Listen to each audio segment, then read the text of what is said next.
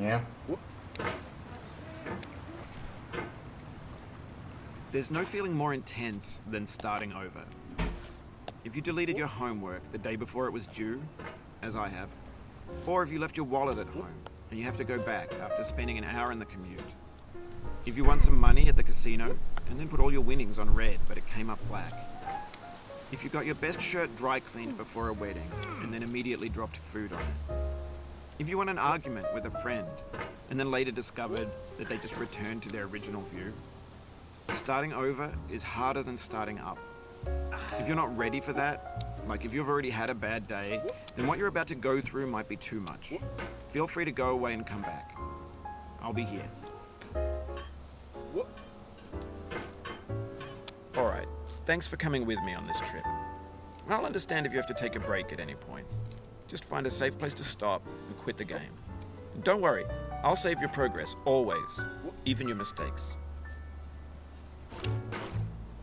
This game is a homage to a free game that came out in 2002 titled Sexy Hiking. The author of that game was Jazzuo, a mysterious Czech designer who was known at the time as the father of B games.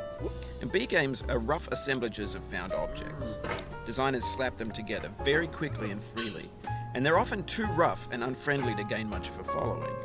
They're built more for the joy of building them than as polished products. In a certain way, Sexy Hiking is the perfect embodiment of a B game. It's built almost entirely out of found and recycled parts, and it's one of the most unusual and unfriendly games of its time. In it, your task is simply to drag yourself up a mountain with a hammer. And that act of climbing, in the digital world or in real life, has certain essential properties that give the game its flavor. No amount of forward progress is guaranteed.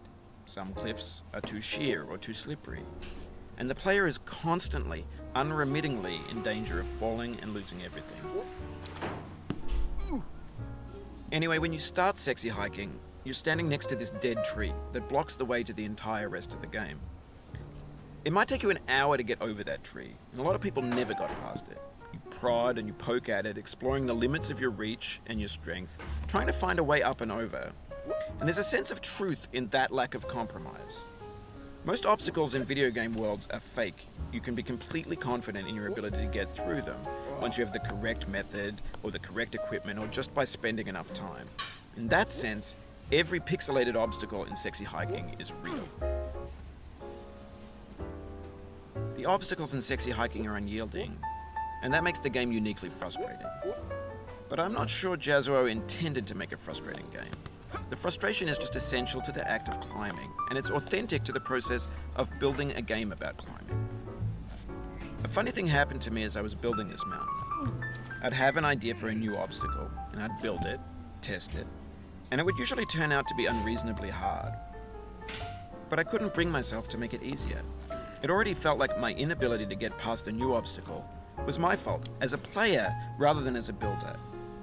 Imaginary mountains build themselves from our efforts to climb them, and it's our repeated attempts to reach the summit that turns those mountains into something real. When you're building a video game world, you're building with ideas, and that can be like working with quickset cement.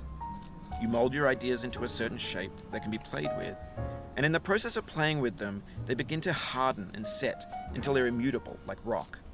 And at that point, you can't change the world. Not without breaking it into pieces and starting fresh with new ideas. For years now, people have been predicting that games would soon be made out of prefabricated objects, bought in a store and assembled into a world. And for the most part, that hasn't happened, because the objects in the stores are trash. I don't mean they look bad or that they're badly made, although a lot of them are. I mean they're trash in the way that food becomes trash as soon as you put it in the sink. Things are made to be consumed and used in a certain context, and once the moment is gone, they transform into garbage. In the context of technology, those moments pass by in seconds. Over time, we've poured more and more refuse into this vast digital landfill that we call the internet. It now vastly outnumbers and outweighs the things that are fresh and untainted and unused. When everything around us is cultural trash, trash becomes the new medium, the lingua franca of the digital age. And you can build culture out of trash. But only trash culture. B games, B movies, B music, B philosophy. Maybe this is what digital culture is. A monstrous mountain of trash, the ash heap of creativity's fountain. A landfill with everything we ever thought of in it. Grand, infinite, and unsorted. There's 3D models of breakfast, Gen X's fanfic novels, scan magazines, green screen Shia LaBeouf, banned snuff scenes on LiveLeak. Facebook's got lifelike bots with unbranded adverts and candid shots of Kanye and Taylor Swift mashups, car crash epic failed GIFs, Russian dashcam vids, discussions of McRibs, discarded, forgotten, unrecycled, muddled, rotten, untitled.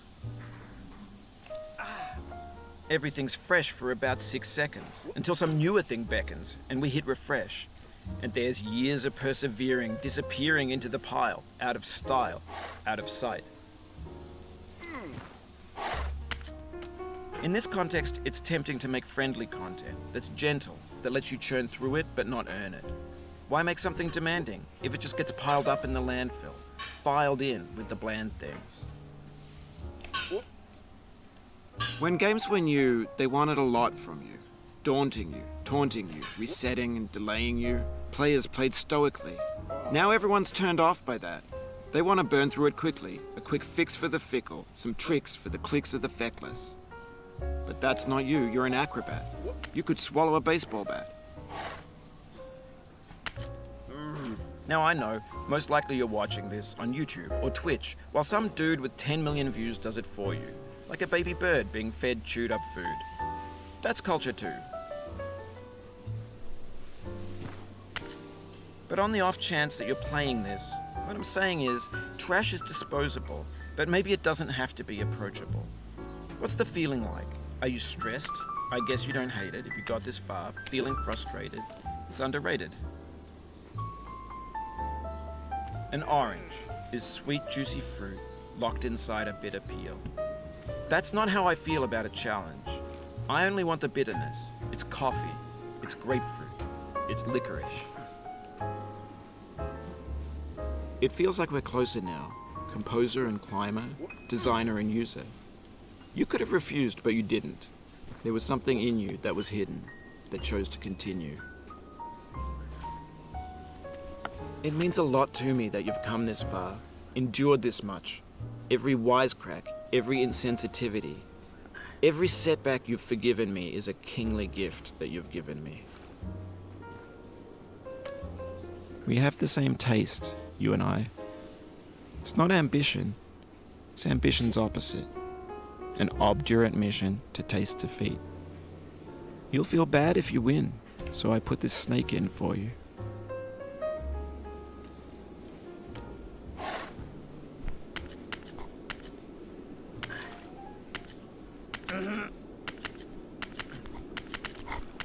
Have you thought about who you are in this?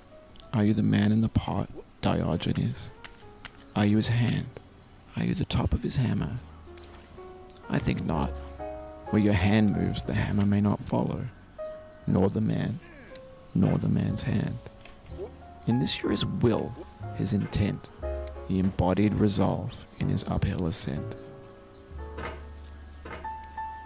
Now, you've conquered the ice cliff, the platforms, the church, and the rectory, the living room and the factory, the playground, the construction site, the granite rocks, and the lakeside. You've learned to hike. There's no way left to go but up, and in a moment I'll shut up. But let me say, I'm glad you came.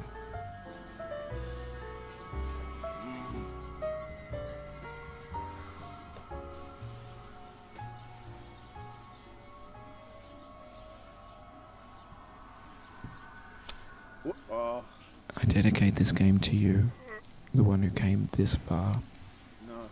I give it to you with all my love.